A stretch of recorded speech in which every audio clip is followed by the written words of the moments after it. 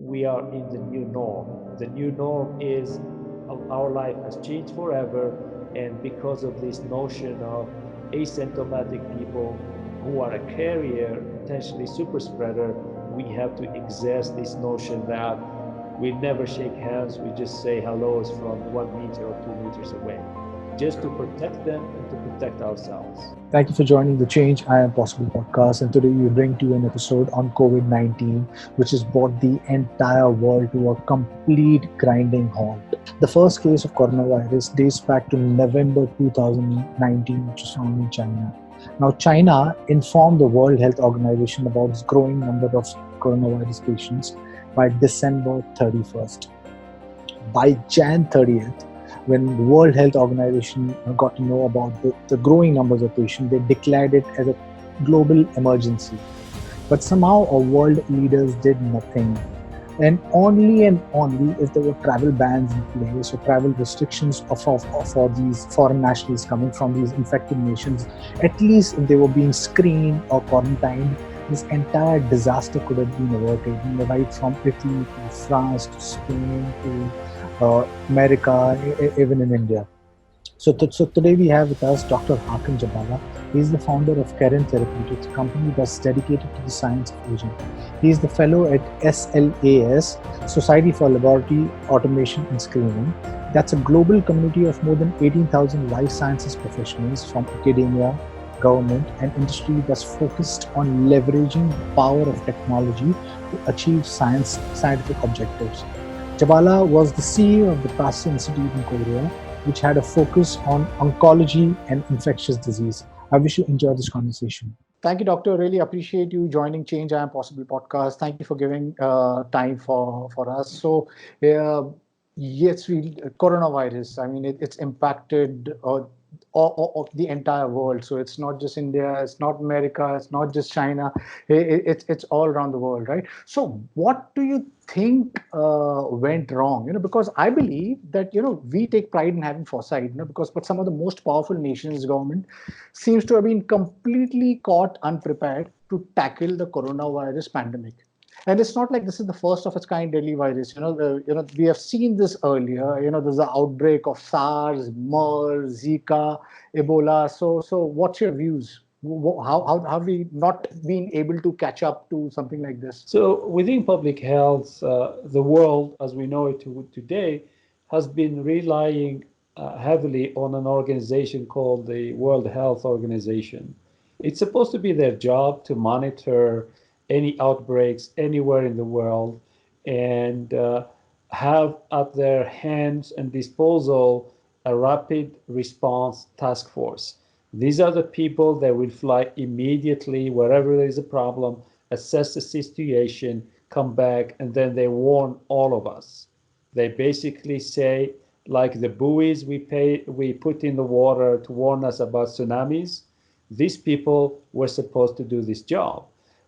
And this organization has a budget of $2 billion. Wow. So it's not like they don't have money or they don't have capabilities. I know they do many other things, but this organization, for reasons that I don't fully understand, and I think some of them are perhaps political, perhaps geopolitical, perhaps they are diplomatic, failed to alarm us. They knew about this problem, as an example, when it happened in China, because the WHO, they have an office located in China, in Beijing, and the Chinese government must have told them that there is a new virus. We don't know anything about it. The symptoms that we see are very similar to the first SARS. And I think you guys should look into it and prepare the rest of the world. Nothing happened until the middle of January. And here is where the mistake happens. We have developed so much that people catching a plane these days is like several years ago when people were catching buses, and it was a novelty for someone to get on a bus. Now getting on an airplane is like getting on a bus. And if the WHO gave us warning signs, I think the first thing the world leaders could have done is to ground all air traffic between China and the rest of the world. Right. You stop the virus in China, the virus can't go anywhere. What I find amusing to me looking at it over time is WHO didn't do that. And the first country that closed their borders with China was North Korea, followed by Russia. India didn't close their borders. Pakistan didn't close their borders. So many of the regional countries did not, because everyone was careful diplomatically with China becoming an economical power. They Right. don't want to create any friction. And I think Prime Minister Modi really played diplomacy very well, not realizing that this danger is bigger than what everybody else said. So as soon as the virus left China, it became a disaster. So imagine you have a nest of ants under the ground and a little kid with a stick. They go there and they start disturbing the nest. When the ants come out of the nest, they go everywhere. Right. This virus has just done that, but we as humans and these airplanes help this virus go everywhere in the world, except areas where there are no direct flights international, or there are not many people living there, and they don't rely on airplanes to be transported. Right. So yes, I mean, in some ways, the governments have to be blamed for something like this. Diplomacy at what cost, right? So yeah, I mean, there is obviously there's so much information out there, and the world, I think, is glued onto the television set, the internet, because there are a lot of doctors such as yourself who's providing the information. There is a lot of misinformation out there also, right? So would you like to explain to our audience, I mean, what coronavirus is, how does it attack a system, who are its most likely target, and why is it spreading so rapidly? Coronavirus belongs to a very large family of viruses, and this family, they live in the animal kingdom. They have built a very good friendship and a very good relationship with these animals over the years. And I think these viruses were here before us. They probably were living with the dinosaurs. And they have their environment that they thrive living in. They don't need to go anywhere else. As countries become development and they become this economical expansion of destroying forests, of building new factories, building new dams, of moving peoples from rural areas to big cities, we start attacking the ecosystem that has been very happy at equilibrium over thousands of years. So suddenly we are attacking the virus through attacking the animals that host this virus. So the virus, as soon as start becoming into closer and closer contact with humans, because some of the traditions around these poor people, typically they will eat whatever they can catch. And if it means eating a bat, as an example, or eating any other wild animal, they will do that to survive. And these cultures and these traditions are extremely impossible to eliminate, because people need to take care of their families, they need to nourish their families. So as an example, if this virus has attacked a village very remotely in China, which has 50 people, I bet you all these 50 people will be dead and no one will know about them because they are isolated. So there is nothing taking that virus away. Now, as soon as there is a vehicle to take this virus away, and the vehicle is us. So this virus doesn't know how to infect us because we are new to this virus. It knows how to infect some animals, but it doesn't know how to infect us. So because it doesn't know to infect us, to make it very simple for your audience to understand, imagine someone who has a key ring, and then in the key ring there are 1,000 keys, and there is one lock. This person will spend their time trying every key to see which key will open the door. The virus do exactly the same thing by changing its genetic makeup, its genetic composition. And from time to time, they may not find the key and they will die. But unfortunately, sometimes they do one mutation and it gives them the best possible key to open the lock. And this virus managed to find that key to open the lock, and our lock is our lungs. So this virus figured out, now has a key and knows exactly how to infect the lung. So the lung is the entry point. Because this virus, you can't catch it just by touching somebody else. You can't catch it by kissing somebody else. You can't catch it by sharing blood with somebody else. You can only catch it if you breathe it in. It means this virus is in the air, and if you are in close proximity of people who are infected, you have a 99% chance of taking the virus in and being infected. So once it attacks our lungs, it makes us sick because your immune system tries to fight. And when the immune system tries to fight, it induces something we call inflammation in the lungs. So your lungs are actually trying hard to fight, and by doing so, those cells will start secreting water in the lung. And when they do that, people feel almost like they are in a swimming pool and they can't breathe anymore, and they start ingesting water in their lungs. And it's a very discomfort feeling to have. And this is one of the drastic symptoms that can kill these people. So by the time you get in this situation, hospitals can't do a lot for you except giving you artificial respirators so you can breathe artificially. And two, they will try to do a punctures in your thoracic cage to let the pressure out and to let this water out. Now, does this virus know who is 1 year old, who is 18, who is 50, who is 90? No. The virus is very opportunistic. Remember, the virus now has a key, and that key tells the virus, you can open any lock you want. What we have seen in China was very interesting, that most of the people who were infected were the elderly, and then everybody assumed that only the elderly people are the target for this virus. When the virus arrived in Europe and in Iran, this virus has mutated and became much more stronger. So in China, perhaps if it infected somebody who's 11 years old, it was not virulent enough, it was not aggressive enough. The child managed to fight the virus and did very well. But in Europe, in America, we are seeing the opposite.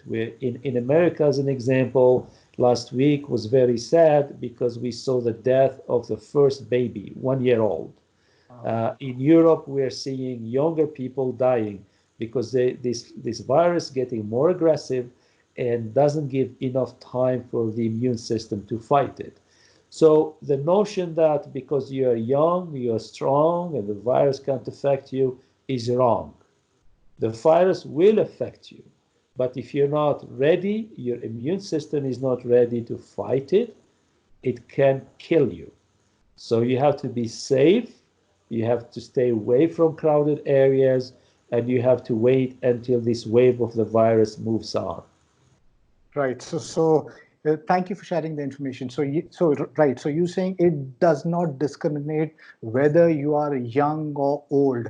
It's an opportunistic virus. It attacks, right? So yes, I mean, there's a lot of misinformation out there on the net. There has been some conflicting statements even by experts. So there is this John Nichols. I think he's from Australia, and I think he's one of the few guys who has synthesized the COVID-19 virus in his lab.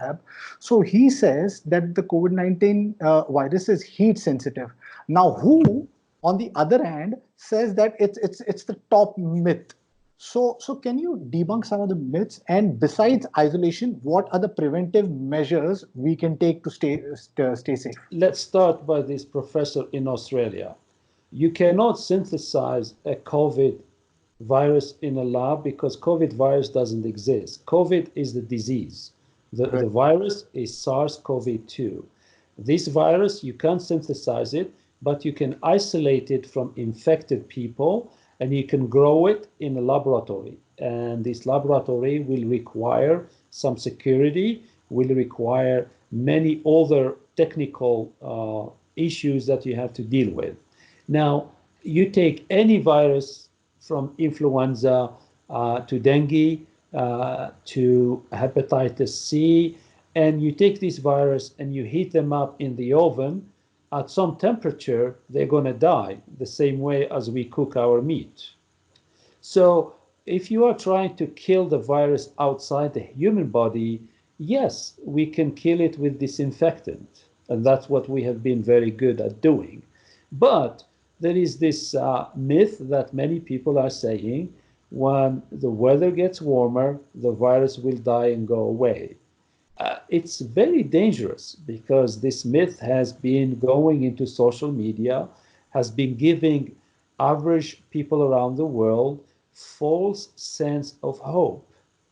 This virus, as we are speaking today, is killing people in Malaysia, Singapore, Indonesia, and these countries are very warm.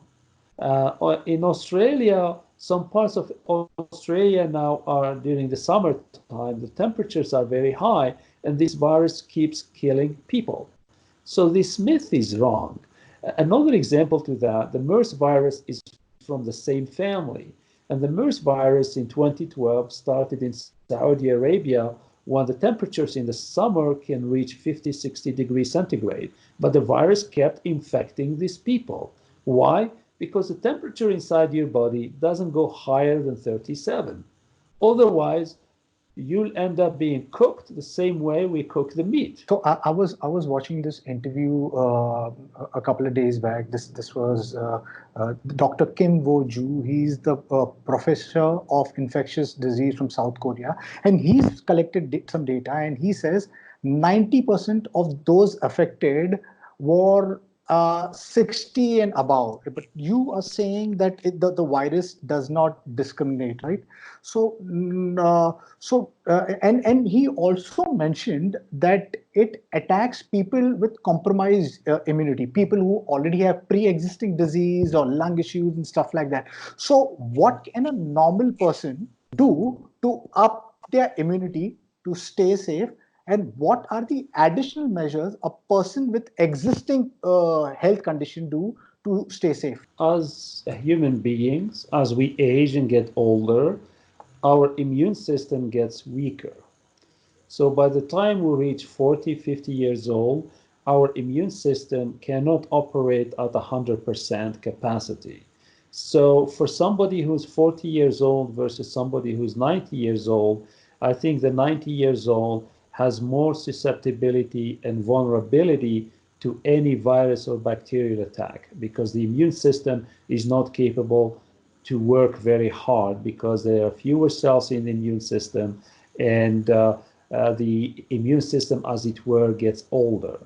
Now, if we look at what you can do before talking about the people who have comorbidities or existing conditions, what you can do is you have to keep hydrated. You can't be dehydrated. You have to be hydrated. I know in India people drink a lot of tea. It's very good. Keep drinking tea. Keep becoming really hydrated.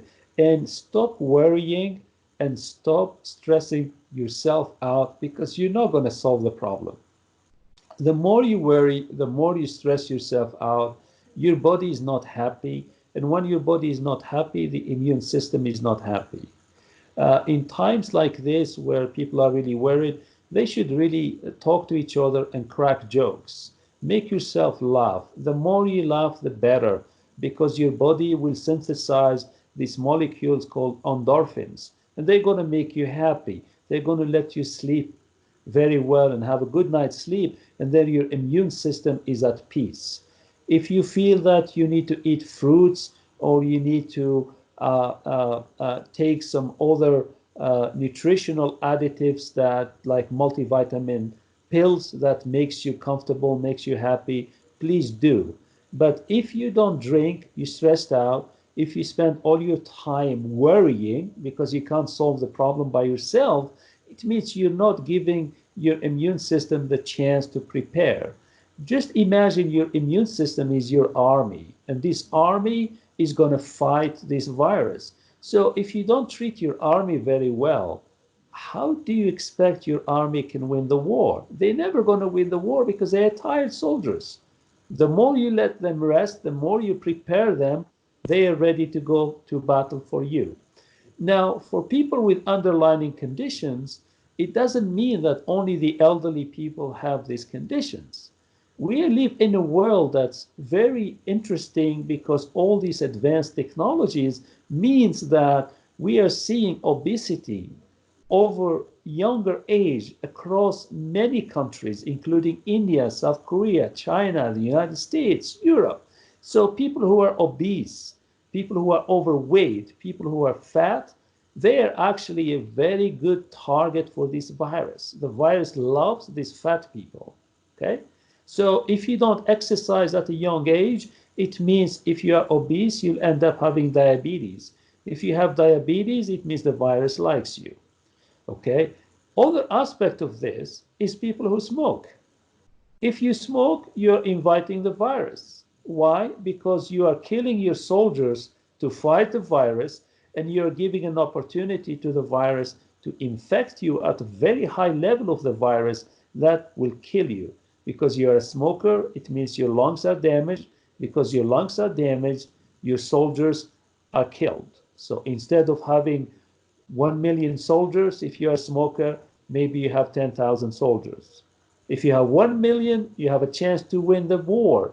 If you have 1,000 or 10,000 soldiers, you're not. So across age groups around all the world, we see a lot of people, either they are smoking real cigarettes or these fashionable e-cigarettes, so they are really contaminating their lungs, knowing that this virus has the key to the lungs.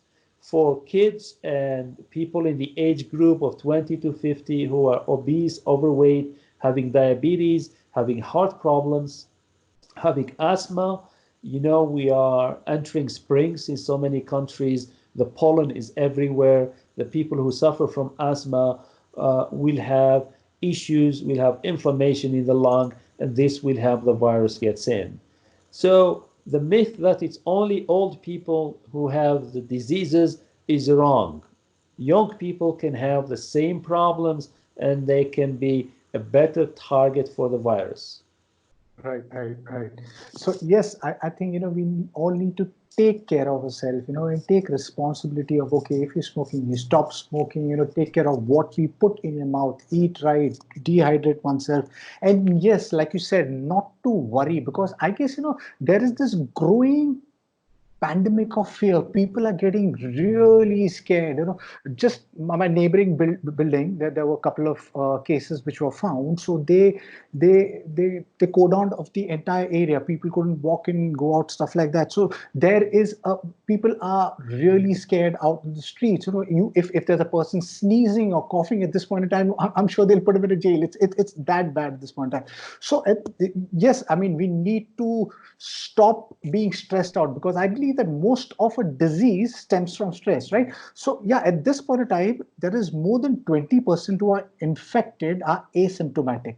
So are there, yeah, I'm sure that there's no symptoms. That's the reason you call it asymptomatic. But is there any signals that one should watch out for in the body? Now, what are the symptoms?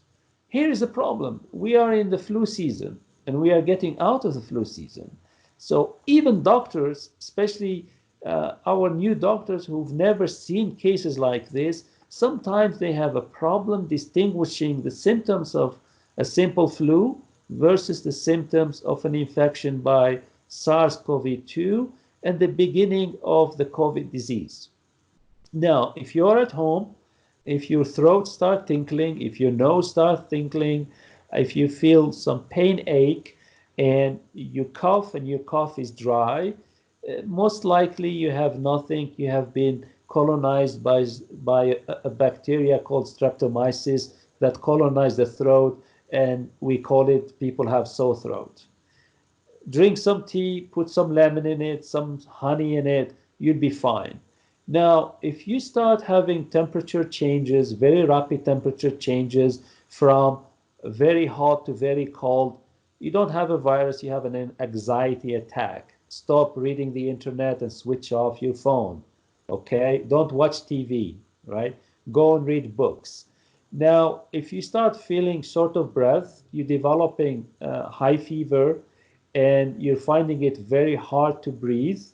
And if you If you cough, your cough has very thick mucus in it. You should go to the hospital or call your emergency services to come and isolate you from everyone else. Potentially, you may have the beginning of the COVID. Be careful with the symptoms. Sometimes the symptoms are just anxiety attacks. Sometimes the symptoms is you have just a flu. Sometimes the symptoms are real. So unless you start feeling in your chest, almost like an elephant is sitting on your chest, you can't breathe because your lung capacity drops, then you need to seek immediate attention for somebody to come and take you to the hospital or a doctor to come and check you out and do the test to make sure that you don't have. Now, for people who are asymptomatic, this is a new virus, so we don't understand too much about it. The only thing we have is data from China that has suggested this virus with people who are asymptomatic lasts for 2 weeks, 14 days. As you see, many countries are making these baby steps of 2 weeks at a time and see how the situation goes because this virus is very cyclic. What we are seeing more and more is perhaps that these people who are asymptomatic, they are actually a very good carrier for the virus, but the virus will never make them sick. And potentially these people may become super spreaders because they can really infect many other people. So unless we test more and more and more people, which is going to be very difficult to do in many countries, even in the United States, they are really struggling by ramping up the test and reaching everyone they can test. We have to isolate ourselves and do what is now commonly known as social distancing, meaning that even if you know the person, even if the person is your father or your mother or your grandfather, don't shake hands, don't hug them. I know it feels odd because we almost don't have respect for them, but unfortunately, we are in the new norm. The new norm is our life has changed forever, and because of this notion of asymptomatic people who are a carrier, potentially super spreader, we have to exert this notion that we never shake hands, we just say hellos from 1 meter or 2 meters away, just to protect them and to protect ourselves. Right. So talking about testing kit, a company here in India has built a coronavirus testing kit. The company is based out of Pune, and which can test. The kit can test around 100 people, and for each test, the cost would be somewhere around $11 or $12, for testing. So I believe that that's quite reasonable because the second best is maybe I think around $40 per person or something like that. So do we need more of these testing kits, and should testing be a compulsory for anyone and everyone? Should they be available free? This answer really depends on every country and what is their regulatory situation and what is their definition of who is eligible for the test and who is not. I am of the opinion, I have followed South Korea a lot. I have more interactions with South Korea. I am of the opinion if you don't have many sick people showing to the hospital, if you don't have a lot of dead people, if you have an ability to identify clusters, especially in crowded areas, and you can isolate them, I think you have to do the test only for the people who present themselves, whether they are symptomatic or non-symptomatic. And then if you find a cluster like you described in your neighborhood where a building and you corner off the area, all those people in the area must be tested. Right. Why? Right. It's like you have a bag of potatoes, and in the bag there is one bad potato. If you don't find the bad potato, which is always at the bottom of the bag, and you don't see it, all the bag of the potato will be bad. If you can find that bad potato in the bottom of the bag and take it out, the rest of the potatoes will be fine and you're going to enjoy eating them. It's exactly the same thing. It's you need to track where the cluster or where the infections are, you need to test everyone that you cornered off. And then for those who are positive, start showing symptoms, you must treat them. So there are 3 T's: track, test, and treat. If Right. you do that systematically, I think you will find out, one, you're going to stop the spread, and two, you're going to remove most of the infected people. You can't remove 100%, but if you can remove 50, 60, 70%, you're going to save a lot of lives. So earlier, when SARS happened, MERS happened, uh, uh, it happened obviously. I mean, China or Middle East and things like that. But after the virus disappeared, nobody moved. Nobody did anything. But today, I think the entire world stands together because it's a global pandemic. So I think we all stand together today. Your scientists, researchers, startups, frontline workers, and they're doing everything to contain and find a cure. Vaccines, test kits, ventilators, etc. So I was watching this interview, and this Dr. Vladimir from New York, he's repurposing drugs. He's talking about using hydrochloroquine with ZPak, and which has brought in, and he's treated over 500 people over there, right? So, do you think if somebody is showing symptoms at home, right now the hospitals are overpacked, right? I mean, it's difficult to kind of even get in. So, if somebody is showing symptoms at home, is it okay for them to take these medicines which are available off the counter, like ZPak or hydrochloroquine? What are your views on something like that? Uh, I think it's always important to talk with your doctors about taking any medication. The reason is you're not a doctor, you don't understand the side effects, and you don't understand the doses. So for hydroxychloroquine or chloroquine, we are very lucky to have these drugs available. They are the cheapest drug on earth, and I think they have a benefit both for prevention and for treatment.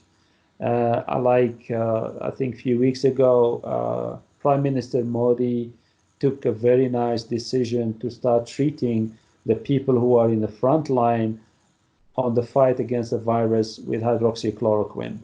Hydroxychloroquine will prevent you from getting high level of viral infections. It doesn't stop the virus coming in. And it actually helps get boosting the immune system.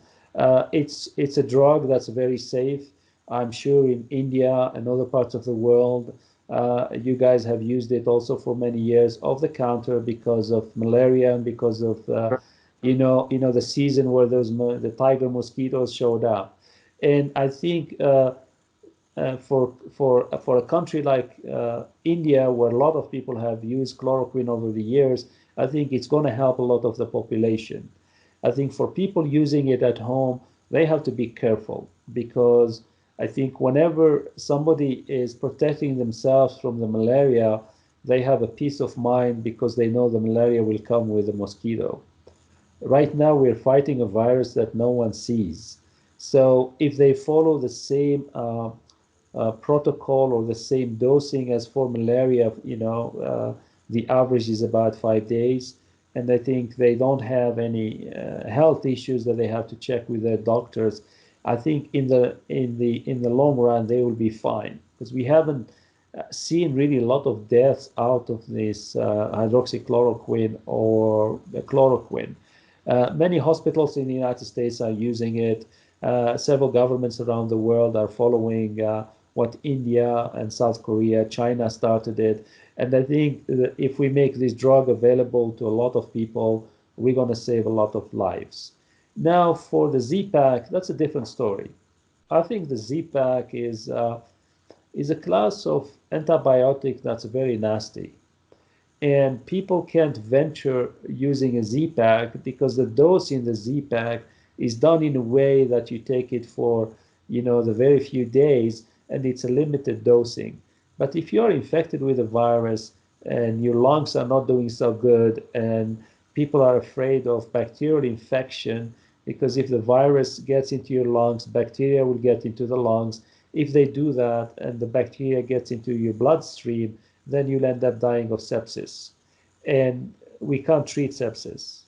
Literally, it's one of the conditions globally that we have no treatment for.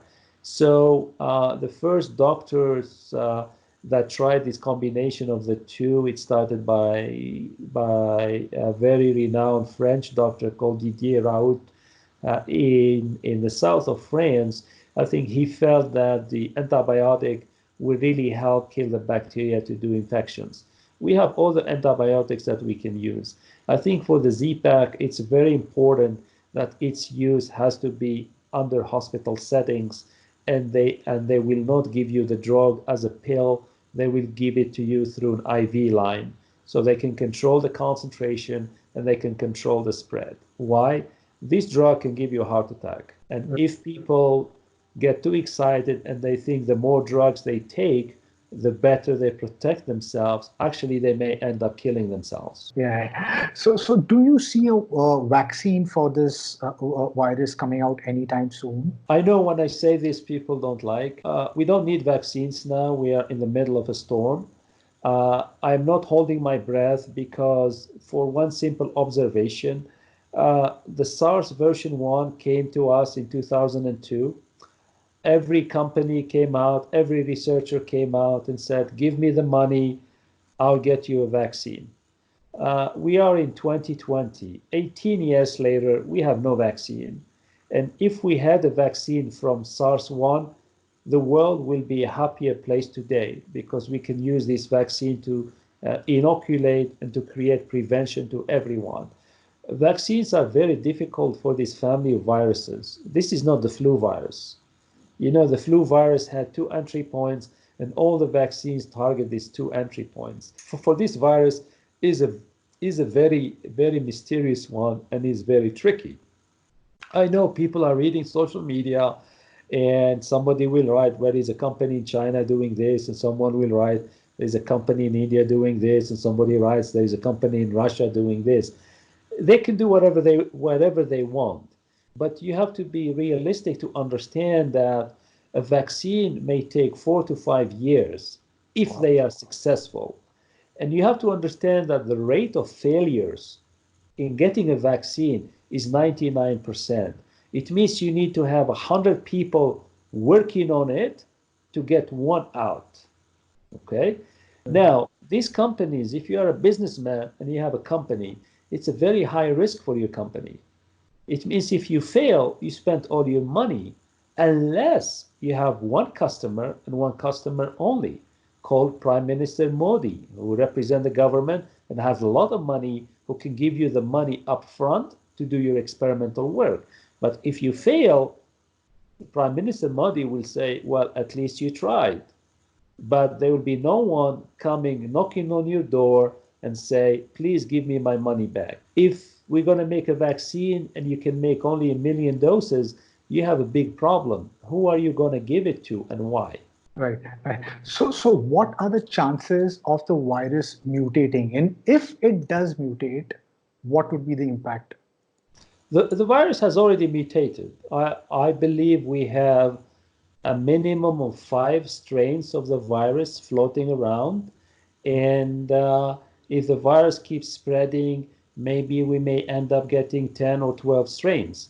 I can tell you for a fact that the virus circulating in Europe today is not the virus that left China. It has mutated and it has picked up a lot of advantageous mutations. So one last question. When do you think life will turn into normal, or everything that was normal is over from now onwards? What are your views? I don't believe life will turn into normal. I think there's going to be a new normal, like you described it a few minutes ago, that people will be wary of each other wherever they go. If somebody sneezes, it's going to scare you. If somebody coughs, it's going to scare you. The next time you get into a taxi or in a bus, you're going to think twice about it. We're going to see more people carrying hand sanitizers with them or even wearing gloves. We may end up seeing people walking around wearing masks. I think the new normal has killed the old normal.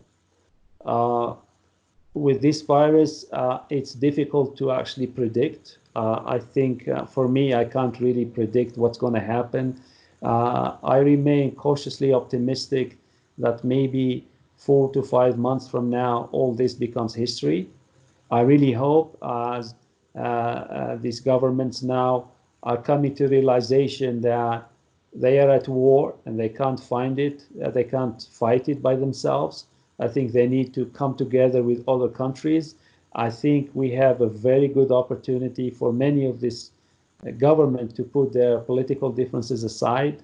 The more they politicize this virus, the more this virus stays. The more they put the politics aside, the differences aside, and work together to end this problem, the better we are. We are seeing now consequences of a new humanitarian crisis around the world. You know, we used to have this humanitarian crisis in war zones, like in Syria, like in in Turkey, and now we're seeing an artificial wave of this humanitarian crisis caused by COVID and caused by lockdown in many countries, including India, including in some countries in the Arab world, including in China, where all these workers that came to those countries to help those countries, now they are left in no man's land. And this is a sad thing we are seeing, if we are really humans, we have hearts, we have feelings. I think we have to take care of everyone without exceptions. We are all humans. There is no difference between us. And finally, my message of hope is, the light at the end of the tunnel, we're going to see it. I think people have to be patient. Indians are very resilient. They are very, very disciplined in the sense of meditation. I think you guys should meditate more, pray for the rest of the world, and have that balance of body and soul. Thank you, Doctor, for giving time. Really, really appreciate this, and a big respect to all the frontline workers such as yourself, because I guess you guys are all heroes now. I think, the world is looking up to you guys. So thank you. And I believe, I think from now onwards, the greeting, when we greet instead of hello, I think we'll greet like this. So thank you, Doctor. Really appreciate you giving time and being part of Change and Possible podcast. Sincerely appreciate. Thank you so much. Thank you. Bye. Be safe.